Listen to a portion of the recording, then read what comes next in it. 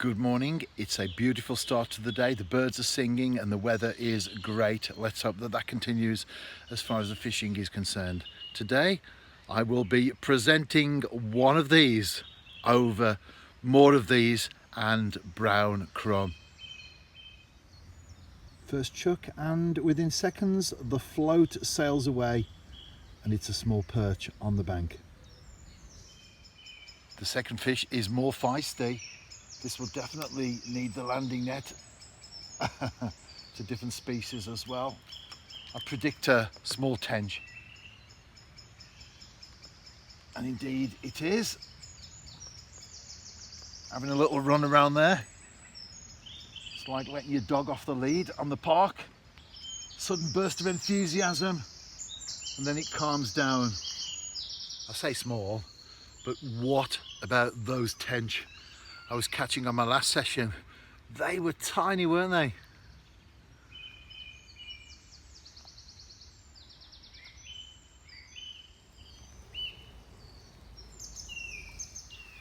Three fish in quick succession. I haven't had time to even pour a cup of tea yet. Not that I'm complaining, of course. Perch, great, aren't they? I'll say that a few times because I mean it.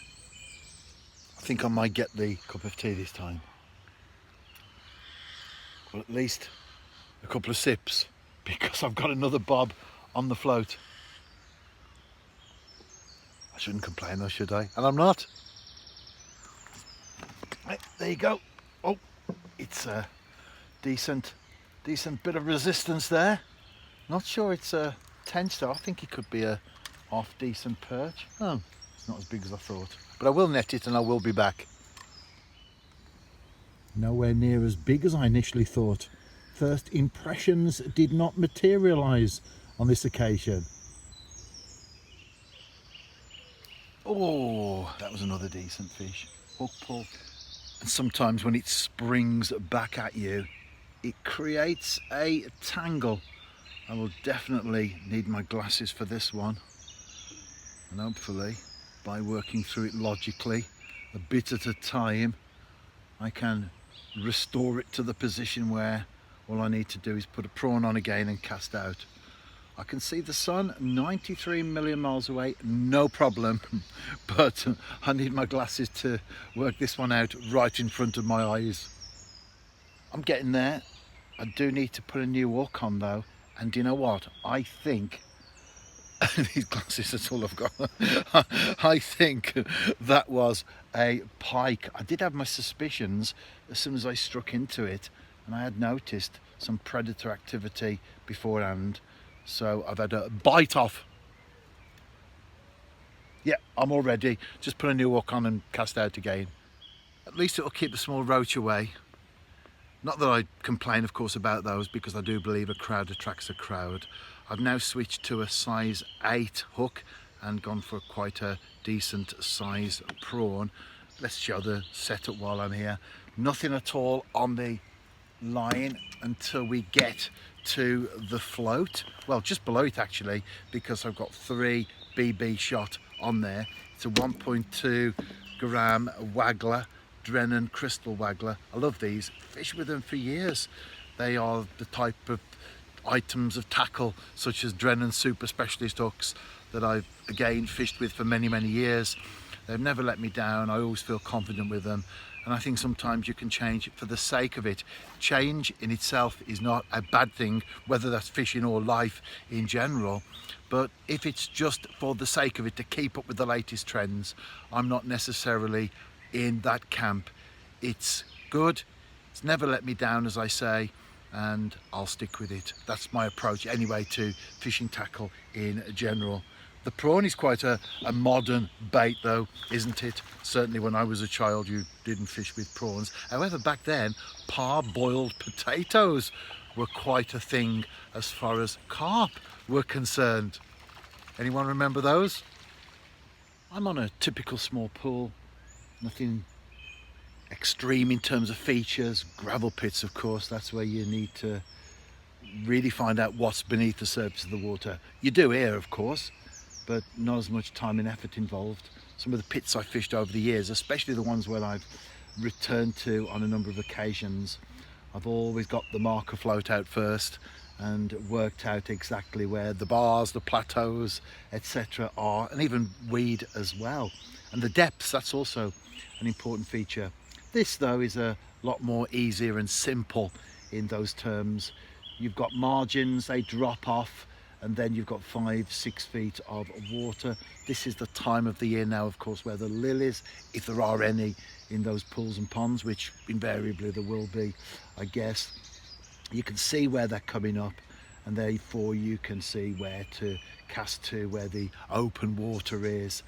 And of course the tench especially will head straight into the lilies, which is why you need to have the right gear. I am fishing with 4-pound line, which is no lower than I would come to on a place like this, but there aren't double figure tench in here.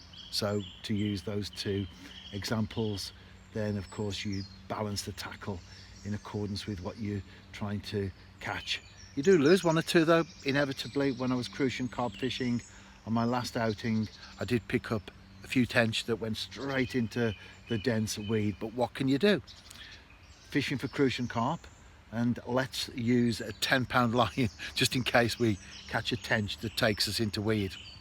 There's always that question, isn't there, at the back of your mind when you start to plan for a session. You're targeting something, but what happens if you get something else? For example, the rivers will be open in a few days' time, and there will be anglers who will be actually going for, say, roach. So what do?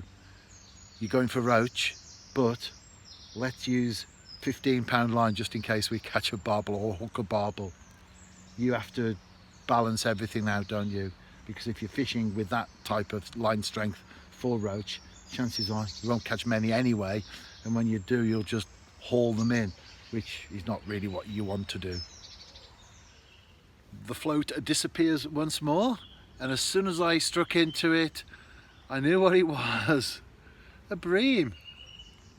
3 species so far.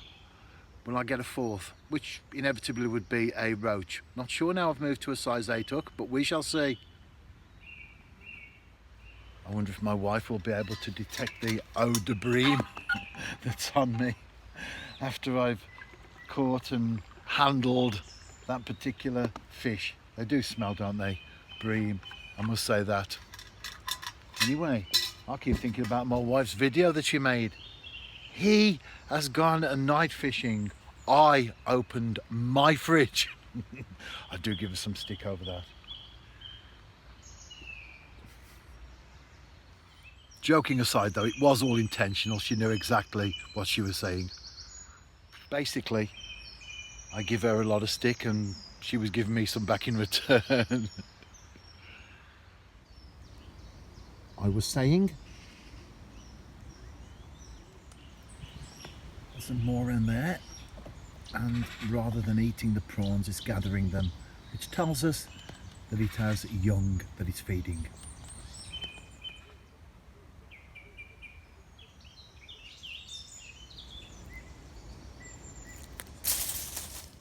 I'm back home now, and here she is. I've been talking about you in the video, Deb. All good stuff. And I just showed you a photograph of me with one of the fish that I caught. And the thing that stood out more than anything was my lovely blonde tinge that I've got to my hair. Ginger. Blonde. It's ginger in the sunlight.